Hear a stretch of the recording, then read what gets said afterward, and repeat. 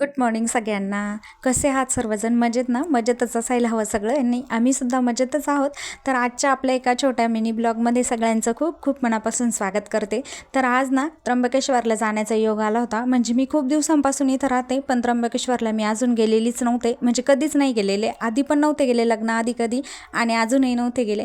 तर मग आज जायचं ठरवलं म्हणजे कसं, सासूबाई आलेल्या आहे गावाकडून, सो त्यांना पण दर्शन करायचं होतं. तर हे बोलले, आपण इतक्या दिवसापासून इथं राहतोय, आपलंही जाणं होत नाही आहे, आपणही जाऊन येऊ आणि आईला पण दर्शन करून आणू म्हणून. तर मग आम्ही ना बाईकवरच जाणार होतो आमच्या गाडीवर, आणि माझा भाऊ एक होता, भाऊच्या गाडीवर सासूबाईंना बसवलं आणि अशा 2 गाड्या घेऊन आम्ही गेलो. आणि आता आम्ही त्र्यंबकेश्वरला पोहोचलो आहे.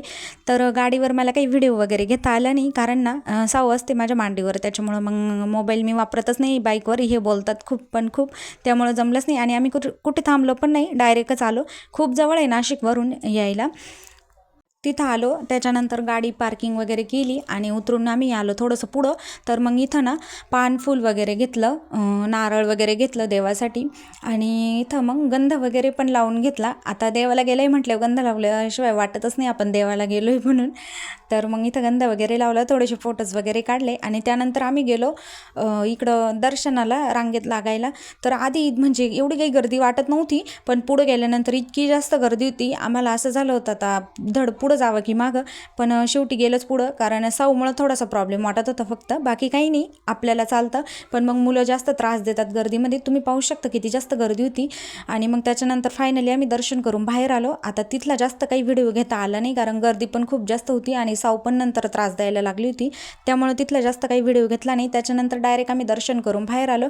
आणि बाहेर आल्याच्यानंतर इथं इतका मोठा त्रिशूळ आहे ना, मग तिथं थोडेसे फोटोज वगैरे काढले आणि खूप पाय दमले होते उभं राहून.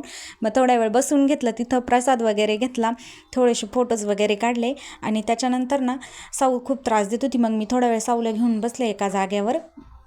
इथं थोडा वेळ बसलो, तिला जेव वगैरे घातलं आणि त्याच्यानंतर ना आम्ही ना निघालो होतो तिथून. मग थोडंसं बाहेर काही खरेदी केली, मुलांना खेळण्या वगैरे घेतल्या.